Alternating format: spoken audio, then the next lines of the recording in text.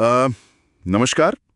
आज हम एक बेहद गंभीर विमान हादसे और उसकी जो शुरुआती जांच हुई है उस पर थोड़ी बात करेंगे। हमारे पास एयर इंडिया फ्लाइट AI-171 दुर्घटना पर आई एयरक्राफ्ट एक्सीडेंट इन्वेस्टिगेशन ब्यूरो मतलब AAIB की प्रारंभिक रिपोर्ट के कुछ मुख्य बिंदु हैं। तो कोशिश करते हैं समझने की कि इस रिपोर्ट से क्या पता चला है और क्या है जो अभी भी एक पहेली बना हुआ है। ये घटना है 12 जून 2025 की। एयर इंडिया का बोइंग 7878 ड्रीमलाइनर विमान था, रजिस्ट्रेशन VTANB। ये अहमदाबाद से लंदन गैटविक के लिए उड़ान भर रहा था और टेक ऑफ के कुछ ही मिनटों बाद ये दुर्घटनाग्रस्त हो गया। इसमें 230 यात्री और 12 क्रू सदस्य थे और दुख की बात यह है कि जमीन पर भी 19 लोगों की जान चली गई।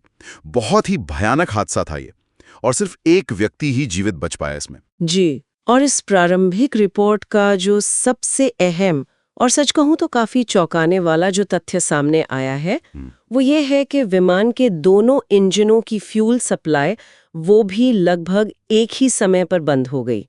रिपोर्ट ये बताती है कि विमान करीब 1000 फीट की ऊंचाई पर था जब दोनों इंजन के जो फ्यूल कट ऑफ स्विच होते हैं वो लगभग एक ही सेकंड के अंदर रन यानी चालू स्थिति से कट ऑफ मतलब बंद स्थिति में आ गए। 1 सेकंड के अंदर दोनों स्विच, ये तो सुनने में ही बहुत अजीब है। हाँ बिल्कुल। इसका सीधा मतलब तो फिर यही हुआ कि इंजनों को फ्यूल मिलना एकदम बंद हो गया और विमान में कोई पावर, कोई थ्रस्ट बचा ही नहीं, वो बस नीचे गिरने लगा। बिल्कुल। और जो कॉकपिट वॉइस रिकॉर्डर CVR की रिकॉर्डिंग मिली है वो इस स्थिति को और भी मतलब नाटकीय बनाती है।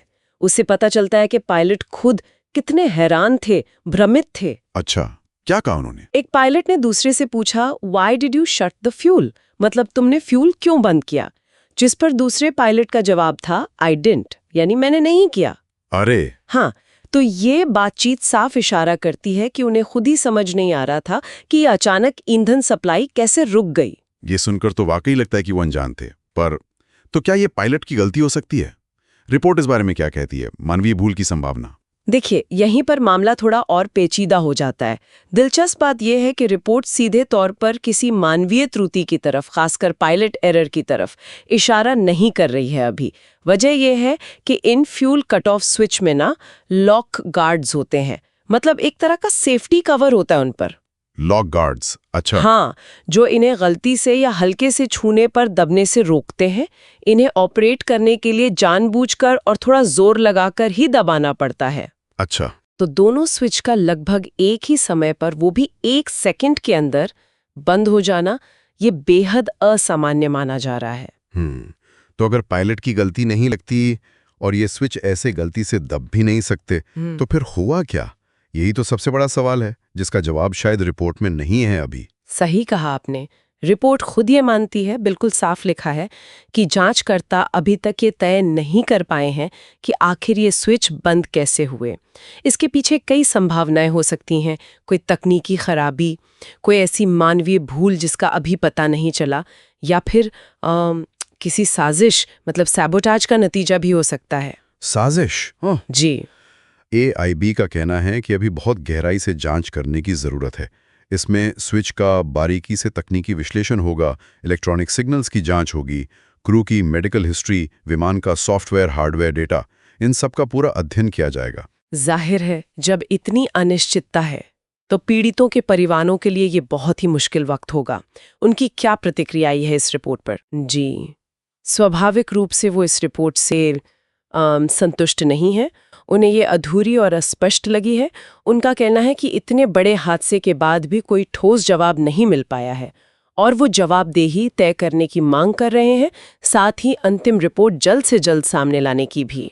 और एविएशन एक्सपर्ट्स क्या कह रहे हैं? विमानन जगत के विशेषज्ञ भी हैरान हैं। ये बहुत असामान्य घटना है उनके लिए भी। कुछ का मानना है कि ये या तो साजिश ही है या फिर किसी अनदेखे किस्म के बड़े सॉफ्टवेयर माल फंक्शन का संकेत हो सकता है। हालांकि सरकार का रुख यही है कि अभी किसी भी निष्कर्ष पर पहुंचना जल्दबाजी होगी और पूरी जांच रिपोर्ट का इंतजार करना चाहिए। तो कुल मिला के ये प्रारंभिक report air India flight AI-171 हादसे के क्या हुआ, यानी दोनों इंजन बंद हुए, और कैसे हुआ, यानी फ्यूल कट ऑफ स्विच बंद हुए, ये तो बताती है। लेकिन ये क्यों हुआ, इसका जवाब अभी नहीं दे पा रही है। हाँ, रहस्य बना हुआ है ना? बिल्कुल। ये घटना विमानन सुरक्षा की जो जटिलताएं हैं और ऐसी त्रासदियों के बाद सच तक पहुंचने में जो चुनौतियां आती हैं, उनको फिर से सामने लाती हैं। ये सोचने पर मजबूर करती हैं कि भाई इतनी उन्नत तकनीक के दौर में भी ऐसी रहस्यमयी, ऐसी अनिश्चित घटनाएं क्यों हो सकती हैं। और एक विचारणीय प्रश्न ये भी है जिसे शायद आगे की जांच देखेगी। अगर भविष्य में किसी बाहरी हस्तक्षेप या साजिश की पुष्टि होती है तो विमानन उद्योग और अंतर्राष्ट्रीय सुरक्षा पर इसके क्या असर पड़ेंगे, ये भी एक बड़ा सवाल होगा।